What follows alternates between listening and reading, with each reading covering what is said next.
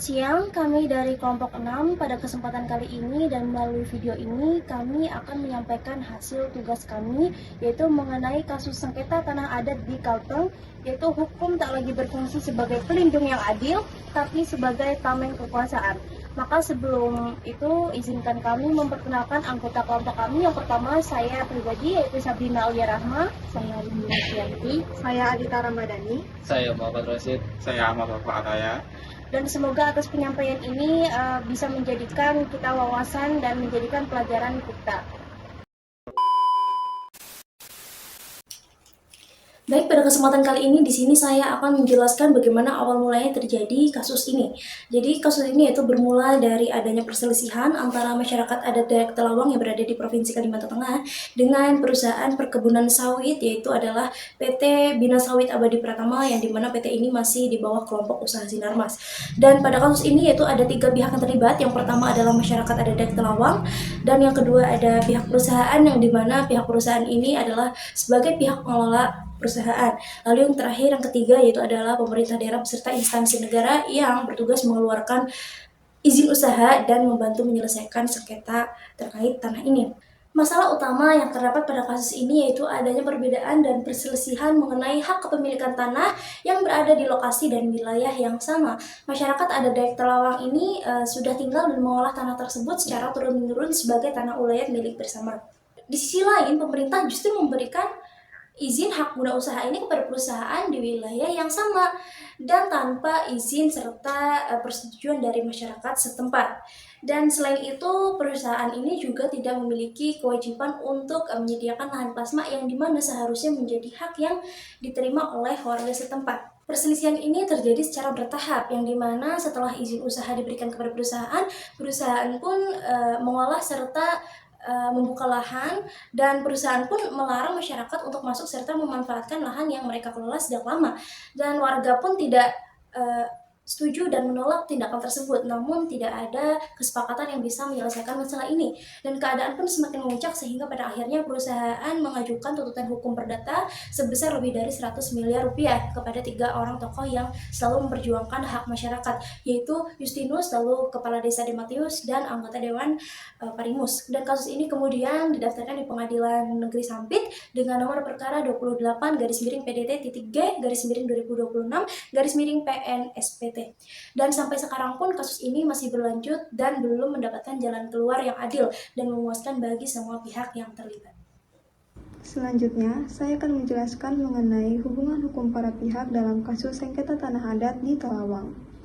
Dalam kasus ini, pihak yang terlibat terdiri atas PT Bina Sawit Abadi Pratama sebagai penggugat, Damang Adat Telawang, Kepala Desa Sebabi, dan seorang anggota DPRD Kabupaten Kota Waringin Timur sebagai tergugat.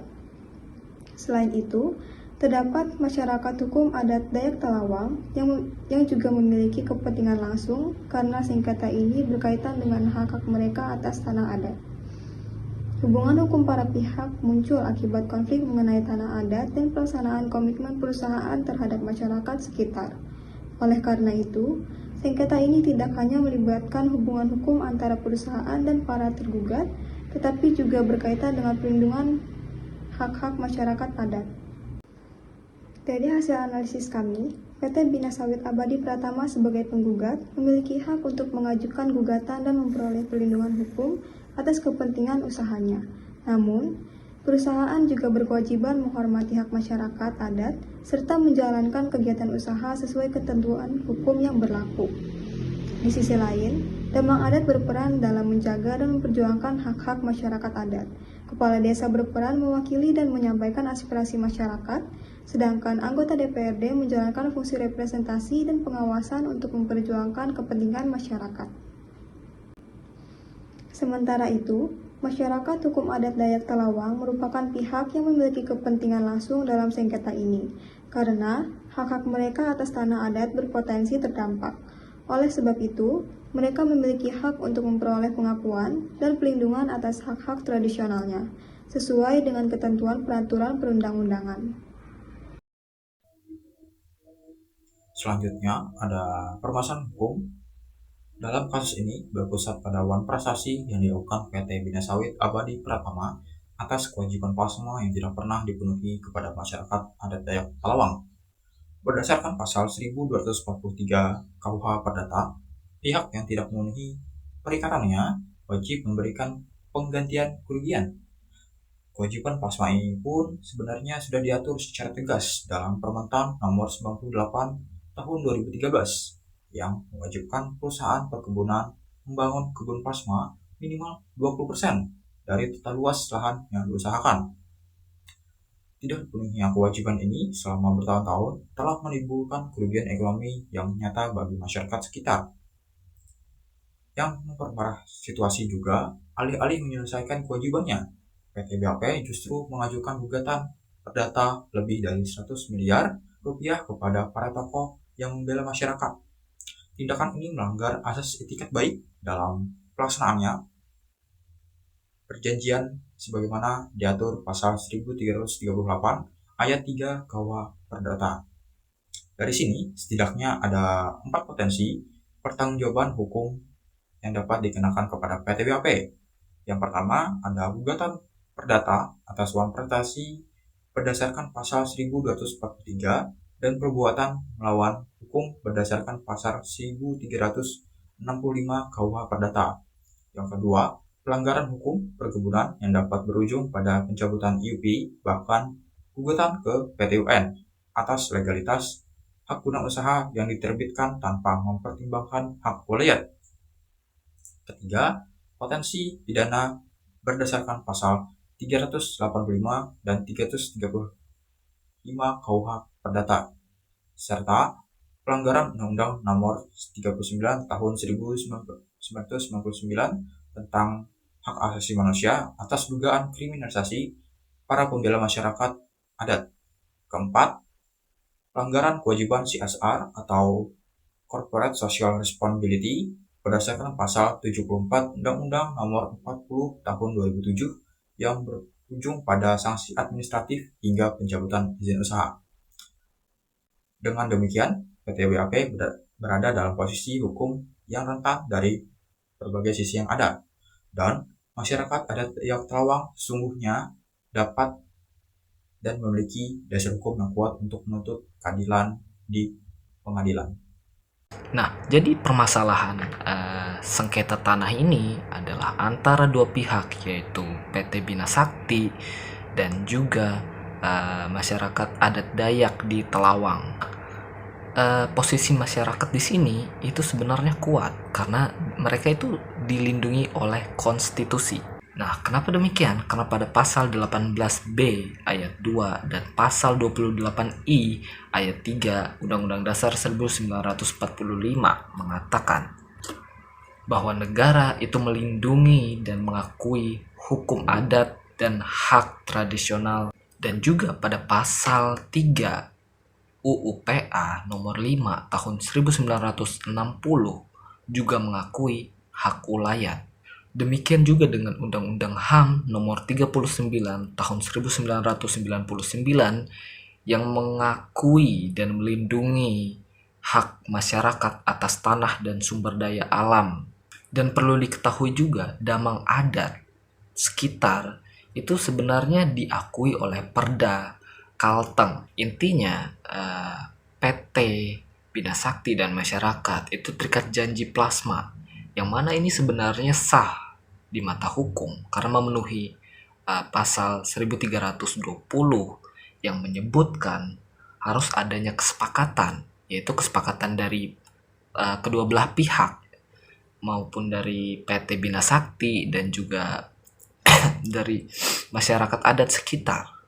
Nah, setelah itu ada juga para pihak, yaitu tadi masyarakat adat Dayak di Talawang dan juga PT Bina Sakti, dan harus adanya objek, dan ini juga sudah dipenuhi oleh kesepakatan itu, yang mana adalah tanah adat. Mereka menyepakati tanah adat itu untuk dijadikan sebagai kebun plasma, dan yang terakhir itu tujuannya halal.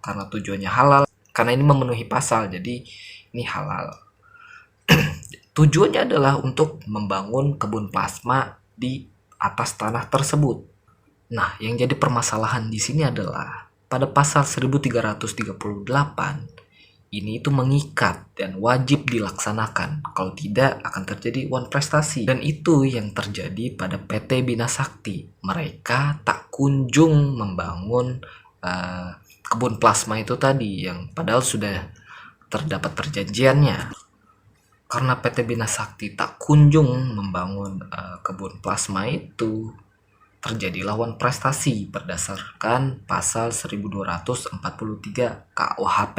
Dan ini merugikan masyarakat karena PT Bina Sakti yang tak kunjung membangun plasma itu merugikan secara ekonomi bagi masyarakat adat sekitar karena mereka mendapat penghasilan dari kebun plasma itu yang tak kunjung dibangun. Nah, intinya karena PT tak kunjung membangun kebun plasma, dan kalau itu terus terjadi dan tak kunjung dilaksanakan, ini bisa menimbulkan permasalahan yang lebih lanjut juga. Masuk ke analisis kelompok, jika dilihat lebih dalam, permasalahan dalam kasus ini sesungguhnya bersifat berlapis. Mulai melalui penyebabnya, penyebab paling dasar adalah tidak dipenuhinya kewajiban plasma oleh PT BAP kepada masyarakat saat adat Dayak Lawang. Padahal kewajiban ini bukanlah sekedar janji moral saja, melainkan kewajiban hukum yang diatur dalam Permentan nomor 98 tahun 2013. Selain itu, ketimpangan posisi antara perusahaan yang didukung dokumen formal seperti hak guna usaha dan IUP dengan masyarakat adat yang kepemilikannya tidak sepenuhnya terdokumentasi dengan baik turut memperparah situasi yang ada. Ditambah absennya peran pemerintah daerah sebagai mediator serta dugaan praktik slap di mana gugatan ratusan miliar diduga digunakan bukan untuk memenangkan perkara melainkan untuk menekan dan mengintimidasi pihak lawan.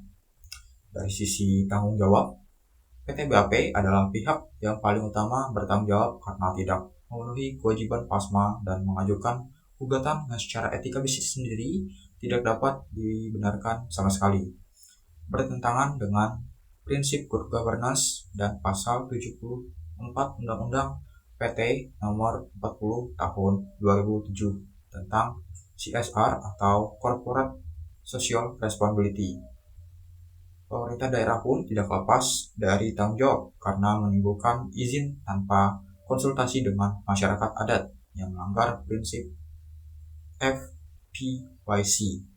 Begitu pula lembaga peradilan yang dinilai hanya mengakui bukti formal dan mengabaikan hukum adat yang dijamin oleh konstitusi. Adapun dampaknya secara hukum, kasus ini berpotensi menimbulkan chilling effect. Maksudnya adalah efek jerah yang membuat siapapun takut membela masyarakat adat di masa depan. Secara bisnis, reputasi PT BAP dan Sinarmas Group terancam di pasar internasional yang kini semakin ketat dalam standar sosial dan lingkungan. Dan dalam jangka panjang, hilangnya kepercayaan dan komunitas lokal akan mengancam keberlangsungan operasional perusahaan itu sendiri, yang dimana itu adalah konsekuensi nyata dari wan prestasi yang mereka lakukan sesuai pasal 1243 KUH Perdata.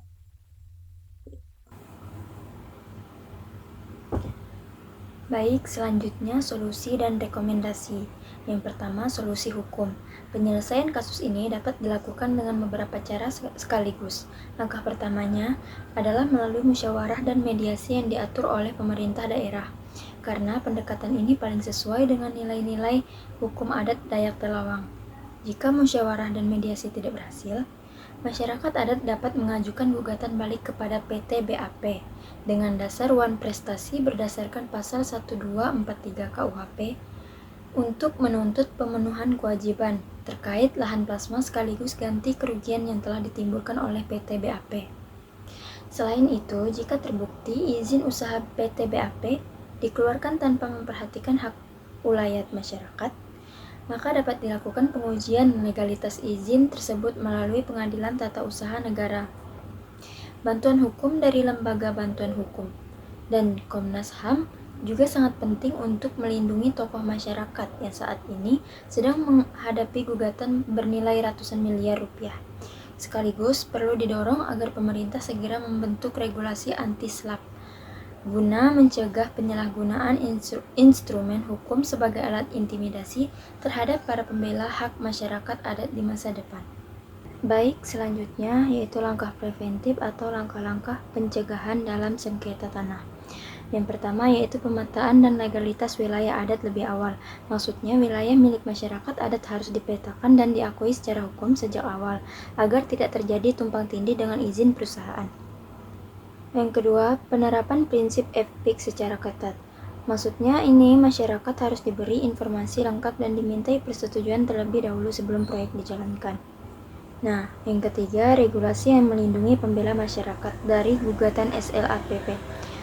Aktivitas atau warga yang memperjuangkan hak masyarakat harus dilindungi dari gugatan hukum yang bertujuan membungkam mereka atau SLAPP. Dan yang terakhir, pengawasan ketat terhadap kewajiban plasma perusahaan. Pemerintah harus memastikan perusahaan memenuhi kewajiban menyediakan kebun plasma atau manfaat bagi masyarakat sekitar. Yang ketiga, rekomendasi bisnis. Berdasarkan kasus ini, PT Bina Sawit Abadi Pratama dan perusahaan perkebunan lainnya yang beroperasi di wilayah adat harus segera memenuhi semua kewajiban plasma yang telah dijanjikan, menjalankan program CSR secara nyata sesuai ketentuan Undang-Undang Nomor 40 Tahun 2007 tentang perseroan terbatas, serta membangun komunikasi yang terbuka dan setara dengan masyarakat adat sebagai mitra bisnis. Perusahaan juga harus menghindari penggunaan instrumen hukum sebagai alat tekanan, karena selain merusak citra bisnis di mata masyarakat dan investor, tindakan tersebut dapat menyebabkan penolakan sosial yang mengganggu kelangsungan operasional bisnis dalam jangka panjang. Hal ini penting karena keberlangsungan bisnis sangat bergantung kepada kepercayaan dan dukungan masyarakat sekitar wilayah operasional perusahaan. Melalui video ini kami telah menyampaikan tugas kami yaitu presentasi, dan tugas ini yaitu untuk memenuhi ulangan akhir semester pada mata kuliah aspek hukum dan bisnis, dan semoga melalui video ini dapat memberikan nilai terbaik untuk kami semua. Terima kasih dan mohon maaf atas segala kekurangan. Selamat siang.